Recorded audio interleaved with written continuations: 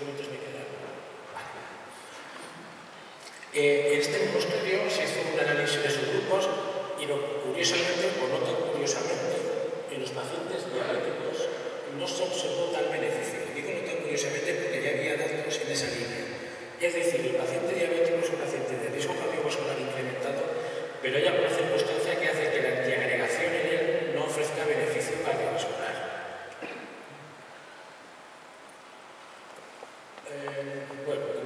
Vamos un poquito justo de tiempo. Esta en realidad lo que pretendía, lo que acabo de decir antes, comparar el beneficio o el impacto de la intervención en prevención primaria, siendo parecidos las reducciones de riesgo relativo, el impacto en prevención primaria es absolutamente diferente. Fijaros aquí que esto es un riesgo de 5 años, en prevención primaria hace falta tratar a 200 durante 5 años para evitar un evento, y en prevención secundaria hace falta tratar a 14. Y decía antes que no era tan sorprendente el tema de la diabetes porque este estudio japonés tampoco consiguió demostrar beneficio en pacientes diabéticos tratados con aspirina, y tampoco el POMADAZ tampoco consiguió, y son dos estudios diseñados específicamente para población diabética, no consiguió ofrecer ventajas en eventos cardiovasculares. Esta es una diapositiva de prevención secundaria, es muy interesante. Aquí lo que se compara es tratamiento estándar frente a tratamiento intensivo. Concretamente, lo que se compara viene aquí abajo. En este estudio comparan 10 de atorvastatina frente a 80, simvastatina 20 frente a 80, ator 10-80, simvastatina frente a atorvastatina. Fijaros la diferencia en mortalidad total y mortalidad coronaria, la diferencia de tratar o de incrementar las dosis de estatinas. En cuanto a mortalidad, no son estadísticamente significativas, aunque sí tengo que decir que en cuanto al número total de infartos agudos de miocardio o tasa de revascularización, sí que lo es. Pero en mortalidad total no ha demostrado que sean beneficiosas los incrementos de dosis de estatina. Bueno, prácticamente para terminar, ¿cuánto me queda? Minuto y medio.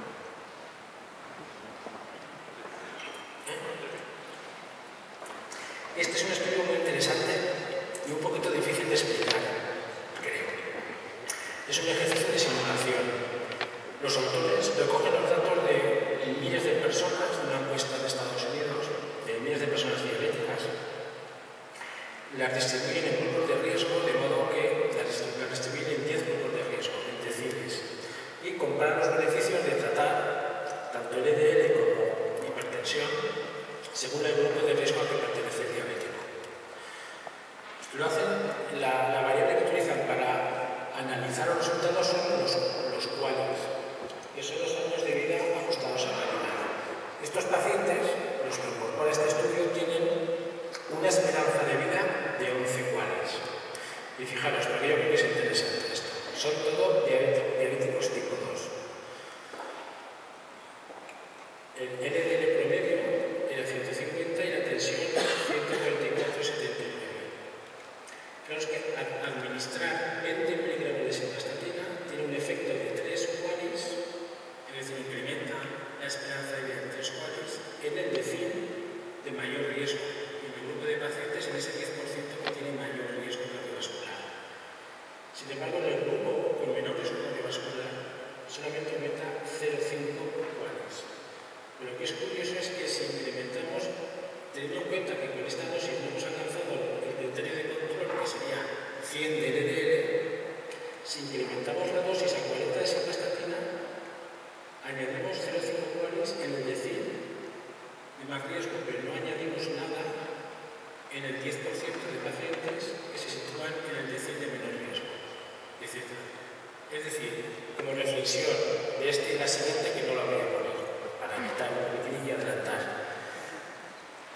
Probablemente, y tenemos interiorizado que el paciente diabético, y aún nosotros, pero el diabético, que tenemos que abordarlo desde diferentes frentes porque es un paciente con diferentes factores de riesgo. El hecho de ser diabético, suelen ser pacientes hipertensos, con dislipemia, se les suele agregar, antiagregar con frecuencia, etc. Y solemos intervenir con criterios de control por objetivo.